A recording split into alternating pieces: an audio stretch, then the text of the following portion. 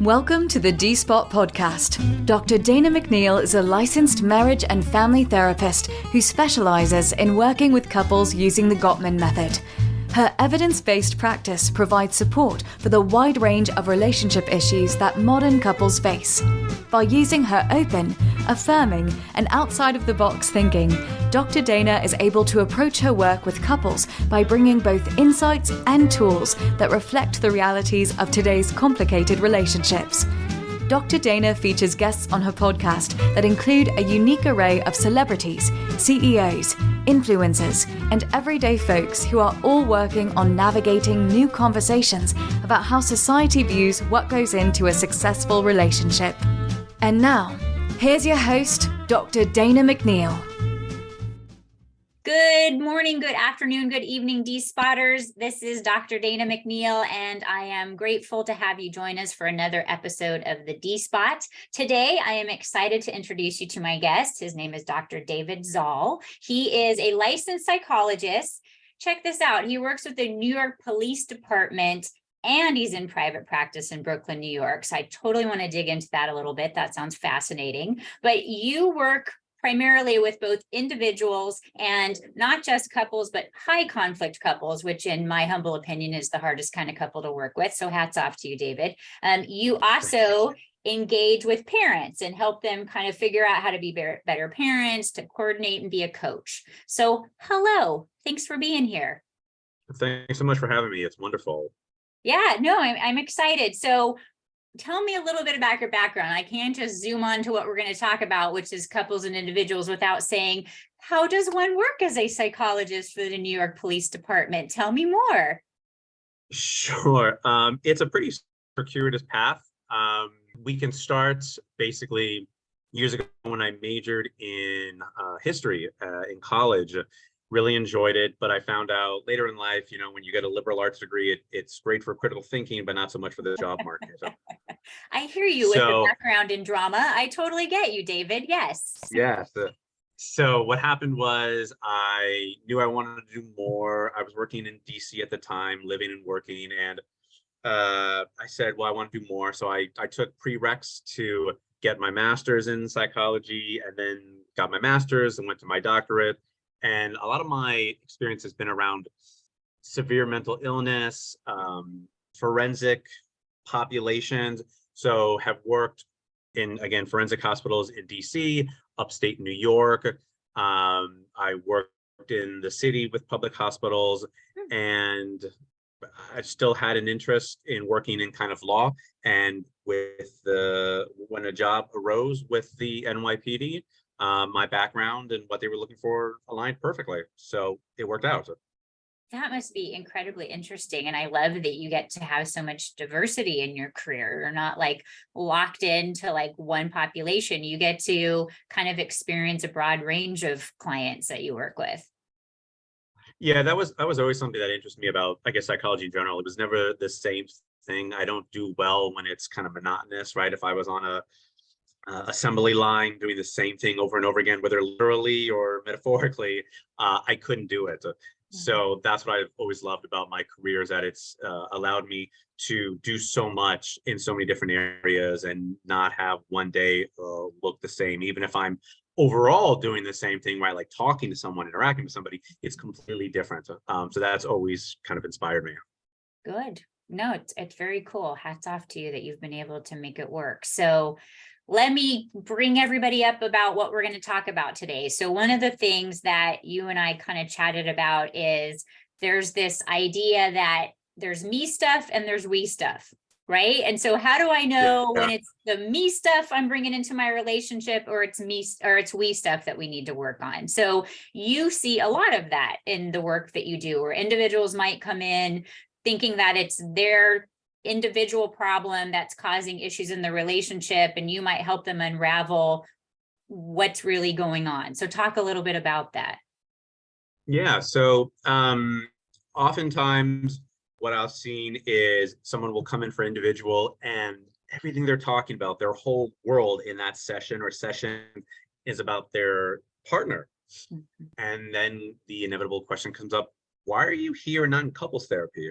Oh, I never thought about couples therapy. Or I feel like I have to get myself right before I go into couples therapy. That's a big thing I hear. Mhm. And I've seen the reverse where I've had couples come in and it seems like they're there because one person, and maybe the person that knows this, wants to do individual, but they're looking at couples as a way for kind of that person to get care, or that person has becomes what we call the identified patient. And it's kind of a misalignment of treatment in either case. And what can happen sometimes, and I have a case right now, so I mean it's ever ongoing, where someone comes in for individual, and the more we talk, the more they realize, you know what, as helpful as this could be, I really need to be with my partner in therapy. We have stuff to figure out, because when you're in individual therapy, the client is always that person, right? We're working on that person, we're figuring them out, what's making them tick, how to get them unstuck, reframe their thoughts, all that. In couples therapy, the client is the relationship, right? It's the two people together, or even more than two people, depending on what kind of relationship it is. But it's the two people together, most notably, and we get that unit back to a place of stability. And when you talk about it like that to, let's say, an individual person, it kind of clicks and they think, oh, okay, yeah, that's what I'm looking for. And then at that point, they may want to continue in individual therapy, or they say, this has been great, but let me kind of veer towards this path. And this would be maybe more helpful, or helpful in a different way than individual has been. Mhm. Yeah. Do you agree that we need to be working on our individual stuff while we're in couples therapy? Because I find that my clients, when they start talking about issues in their relationship, it triggers some of their own individual things that maybe they haven't processed properly, right? Or I can't Oh, take yeah. responsibility for those triggers if I don't know what they are. Yeah. I mean, God, I wish I remember who told me this, but past supervisor, told me that the best kind of couples therapy includes individual therapy as well. And what I mean by that is, as much as you want to work on the couple, right, that unit, the individual people are a part of it. So very much, in a lot of ways, you're going back and forth. And while it's not traditional individual therapy, there's a lot of recognition of, hey, do you know what your role was in this? And when you both get in this cycle, how do you think your upbringing and early experiences related to this? And that can be really powerful, because as much as we're working on the couple, like to your point, we have to individually understand what those triggers are, what's happening within them, because they're the ones that are contributing to that pot. Yeah, 100%. I like this visual that I share with my clients, that I think of like, when I'm by myself, I'm a big pot of stew and it's just kind of bubbling. Everything's going good. I think I got it sorted. And then I bring a person in and it's like I take all the chunks from the bottom and pull it up, and everything's like about to overflow from the stew, because I haven't been dealing with it. I haven't messed anything up. I haven't like dredged anything up that I haven't been dealing with, because I've just been doing my solo thing. Completely. Yeah. And when you're doing your solo thing, it's great and it's easy and it can work. And sometimes the issue is when we bring in another person, and how do we get them to vibe with our stew and mix in and do the flavors taste good together, right? To go off your analogy. And sometimes it doesn't work. And sometimes we maybe have to start a whole new stew, or sometimes we can, if we add too much of this ingredient, let me add some of that, and that'll counterbalance it. And I think that whether you're starting a stew from scratch or whether you're adding other ingredients, that I think is also helpful to visualize couples therapy and an individual as well, right? Because you're bringing so much to that couple, and you may not know what you bring. And most of the time, couples don't realize what they bring. And once they realize it, it's kind of life-changing. They're like, oh, I'm the problem, right? Oh, this was me. Like, I didn't realize that I was contributing to this. I thought it was all on you. And sometimes I've seen that, probably a good of anybody who works with couples sees that, where the person will say, it's all their fault. How do we get them to change it?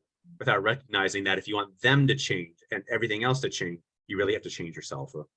So speak to that, because I'm sure, as you referred, that there's those couples where one of them shows up and it's like, I'm here to escort the person that you really need to work with. So you two go ahead and I'll just sit over here on the edge of the couch. How do you engage that partner that thinks that, well, I'm just being noble by bringing the person that's really the problem? How do you help engage them in a way that doesn't make them get defensive? What's your technique? How do you talk to them about it? Yeah, so a lot of my background is with motivational interviewing, and a big part of motivational interviewing is rolling with resistance. And it's not seeing anyone as resistant, because people usually, more often than not, are ambivalent. So ambivalence is this idea that they have a foot in and they have a foot out, right? So the partner who comes in and says, deal with that person, I'm totally good over here, there's nothing wrong with me. What I see is a lot of ambivalence as to why they may want to feel like they can't talk about themselves, or why it's important for them to kind of be present themselves as whole. So if you've always thought of yourself as being good or not having the problem, and here you are in a situation where someone might challenge you on that, so that can be pretty disruptive, pretty distressing to your system. Yeah. So you kind of have to do it with a little bit of ease, and certainly not collude with them and say, yes, you're right, it's all about that person. Because in any relationship with any two people, when any dyad is involved, it's going to be part of this person, it's going to be part of that person. And what we have to work with is how we can make the two come into harmony. So, a lot of it is sort of that rolling with resistance of how can we present it in a way that makes it digestible to the person? Because that's what we always want to do, is present information in a way where the other person can take it in and small chunks and digest it. So to your point, they don't become defensive. Yeah.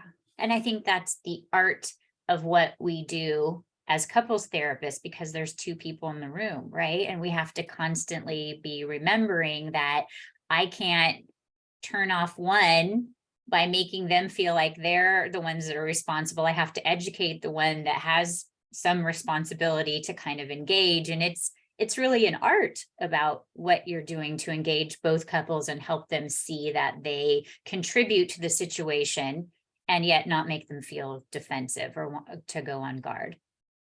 Completely, yeah. One of the reasons that I do this podcast is I want to reduce the stigma of going to couples therapy. So tell me what you view that stigma is for those listening that are like, couples therapy. What is that stigma that causes everybody to clench up? The two biggest ones I've seen is, this means that our relationship is going to end, right? So if I'm in couples therapy, that means we're this close to breaking up, divorcing, ending, what have you, right? Because who only goes to couples therapy? Couples that are in real problems, right? That's a pretty big stigma. So if we're doing this, we must be in bad shape. Another one is, if we do this, the therapist is going to go rooting around for problems. We're good. You don't understand. Everything is fine between us. And if we go to this professional, they're just going to blame me. They're going to put it all on me. They're going to say I'm the problem. That person, that entity is going to cause our breakup. And what I see is they're really based in fear, right? Because that's, I hope, not what any couples therapist is doing out there, going in and breaking up relationships, right? But it's what I've seen time and time again, it's just based in fear. So maybe some education helps to say, this is what it's like. Mm-hmm. Or people have never really taken responsibility and accountability in some ways for their actions. And that's how therapy, I think, can feel a little dangerous to people, because it puts them on the spot to be challenged in that way. And when you're with someone else, therapy also feels different. So I've had, clients who have been in individual therapy for a while, and then they maybe not even with me, but they've been in individual therapy for a while, and then they do couples and it feels different. Mm-hmm. I'm like, this is weird. Like, I'm with my partner, I don't know what to say or do, right? One-on-one is so much easier, but now you have another person there and they have to talk to them, not talk to me. Mm-hmm. So that whole piece can be so destabilizing that beforehand there's all this stigma, there's all these fears that come with couples counseling. And I would say for the most part, if not completely, they're unfounded. Yeah, I mean, because It's interesting. I use the Gottman method and I write up my assessments and I share a written assessment with them at the end of the session. And they are like flipping through the pages to get to the back part where there's an arrow that points at which partner is responsible, right? That there's this fear that I'm going to lay down my decree about who is 90% responsible and who's only 10%. I mean, there's just this weird fear that we're going to say you're a horrible person and you caused all of this, and your other partner is like, that poor soul, I can't imagine how they've managed to be with you this long, right? I mean, talk about Totally. this fear that they have that we're not neutral, that we have some sort of bias, or that we are looking to place blame on someone. I think that's natural, that we want to see ourselves in the best way, in the best light. Either we've been told that our lives before, or it's kind of protected us. It's been adaptive in a lot of ways. But it can be kind of toxic, because if we believe that we're wholly insular and nothing can sort of pierce that, then we lose the ability to take in other information and other opinions, and we don't reflect on who we are and what we're doing and how we're causing everything. And that's can be real problematic, because the relationship can kind of stagnate after a while if both couples are not changing. As the relationship goes, it's going to be stagnant. And that's potentially why they came into couples counseling, because they didn't think it was going to be a dynamic process, right? We met at this age, we met at this time of our life, and great, let's take a picture and don't move beyond that. And no relationship is going to survive that, because at one point, someone's going to say potentially, this isn't working out for me. I don't like this anymore. It was okay before, and now I'm in a different place in my life. I have different priorities, I have different needs, different emotions. And what we had before was great then, but not now. And so hopefully both of the partners can move in that general direction together. Yeah, you raise a great point, is that my job as a therapist is not to save your relationship. My job as a therapist is to help you have the best life possible. And if that means it comes to an end, I'd rather you do it on my couch than in the streets via text, right? So can you speak to this sort of ongoing attitude that I see from my clients, that if we get divorced, that means we're a failure in some way? How do you address that with your clients? Yeah, I remember a sociology professor I had in college, and she herself, I think, was divorced twice. And she said there should be more divorces. And you hear that as a college student, you're like, what do you mean, right? Because you've interpreted all your whole life to understand that divorce is wrong. Like, why should there be more divorce? And there should be more divorce. As I've started this work, I can agree with her. I think there should be more divorce and more people breaking up, because I think people tend to stay in relationships longer past their expiration point, if you will. And we stay in them for all sorts of reasons, for the other person, for ourselves, because we feel guilty, because we had early developmental trauma. So we tend to stay in these, and then we sort of get stuck, and we just keep repeating it over and over and over again. And we don't really recognize the signs of when it's okay to get out. So some people say, well, if I leave this, it's a failure, right? I've failed, because the only way I've kind of the opposite succeeded is if we keep this going, right? Even though I'm unhappy, that person's unhappy, this isn't going well, we're not doing anything together, we're not on the same page. But if I just keep the marriage going, it's a success, right? And I think overall, just on a human level, that's a sad place to be, that you're almost, you've been in some way so indoctrinated to think that that's a failure, that you're willing to compromise it for your own happiness. And what I'll tell clients when working with them is to see it on a spectrum, and walking away from something, and even really moving away from the word failure, and talking about how walking away from something, or understanding what your needs are, or setting up boundaries, essentially the same thing as, quote, divorce or failure. If we look at it in a different way, it takes sort of the sting away, and we get to see it in other eyes, because it's very easy for a couple or an individual within that couple to see it very black and white and binary, right? If I stay, I'm a success. If I leave, I'm a failure. And what ends up happening is the person just makes more and more compromises throughout their life. And after a while, it breaks down your self-esteem, because you place so much emphasis on you not failing, that you continue to beat yourself up on a regular basis, that something that your heart and soul is telling you is not a good space for you, you keep overriding that and then judge yourself based on all the cognitive parts because you're not giving any space to that intuition that is serving you. Completely. Yeah. I think that's a great point. Yeah. Yeah. Well, thank you for validating that. I mean, that idea, because that is so, it just happens in my office on a regular basis, just this sense of like failure that I couldn't continue for 20 more years. I've been slugging it out for 10, and I'm not the same person I was when we got married, and we don't have the same needs, and we're not going in the same directions, and life has like beat us up, but gosh darn it, we got to stay in this thing no matter what. So I appreciate you Sure. addressing. Yeah. And it's also tough if we have kids in the mix, right? Because now not only have I failed as a partner, but now I failed as a parent. And what we know, what research shows us anecdotally, and even research shows us that kids are better off when parents are divorced, right? When they're not looking, when they're not exposed to chronic arguments, conflict, any kind of abuse, they do better. So when kids are involved, it makes it a little bit messier, because now you're not only feeling the guilt of having destroyed this partnership, but now I'm a bad parent because I've destroyed the nuclear family that we had. Yeah. Yeah. There's so much guilt and shame, and there's so much denying of having to meet who you are as an individual, and the strength that comes from honoring that something's just not working, and how do we handle it with grace versus stay in something and slug it out and model poor coping skills and bad communication skills. Well, Yeah. I so appreciate your insight. I mean, that is the goal of this podcast, is I want there to be more voices that speak to the necessity for couples therapy. So anybody who's listening, give them a pitch, David. Why should somebody consider going to couples therapy? I think it's important to go to couples therapy because you can change not only from the inside, but also within the relationship. You're going to find that you are happier, that you're healthier, that your relationships are more meaningful, that life feels more productive. You might find yourself smiling more.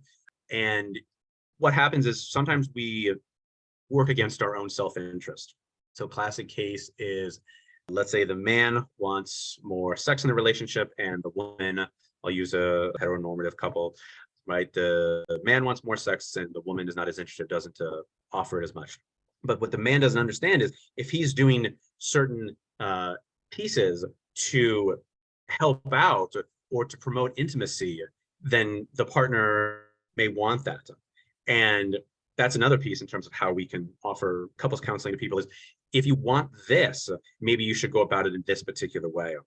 And so what you learn from couples counseling is, how do you get what you want based on changing your behavior? And oftentimes we, again, as we talked about, right, we always believe it's the other person. So couples counseling is transformative, not just for the couples, but for you as well. And you're going to see really a spillover effect. You're going to see it in your work. You're going to see it in your relationships with friends, relationships with family. It's going to be a pretty dynamic piece. And in some ways, you're killing two birds with one stone, right? You're working on the individual and working on the couples as well. And sometimes people only want or feel like they need couples counseling because it's addressing all those different pieces. Yeah. And the common denominator in all of your relationships is you. So regardless of what happens in this one, you're going to find yourself in another one, and you might as well learn everything you can about how to do it well. Oh yeah, I mean, one of the most tragic things sometimes is when you see someone and they say, I've had several relationships that are like 3 to 6 months long, and I've been the one to break them up every time. Where do you think you fit in with that? I don't. They just weren't the right person. I'm like, really? Like maybe 1 or 2, I guess you're right. But if we're talking 4, 5, 6, 7, even more, then how much can you not look at yourself? And the person sort of just almost lacks introspection into that. And that, on a human level, this is a sad place to be, that the person doesn't understand. And from that place, it can lead to other types of mental health issues, anxiety, depression, and just feeling very stressed out. Or continuing to feel like I'm a victim and that I don't have any power over what happens to me by taking hold of my own behaviors. Completely, yeah. I'm so glad you drank the Kool-Aid with me. I'm so glad to have met you and had a chance to introduce you. If somebody is hearing this and they're like, David, I need to know you, how do they get in touch with you? Yeah, the best way to get in touch with me is my website. So it's www.davidtzall.com. It's DAVIDTZALL. So www.davidtzall.com. You can read articles that I've written and published and interact with me, email me, and such. That's the best way to get in contact with me. We will put the links in the show notes, and I really want Wonderful. to thank you so much for being a guest. We've learned a lot, and I love your insight. Wonderful. Well, thank you so much for having me on the show. This was wonderful chat. I'm really good. I'm really glad we got a chance to do this. Have a good day. This has been the D-Spot podcast with Dr. Dana McNeil. To learn more about Dr. Dana's practice, simply visit us at www.danamcneil.com.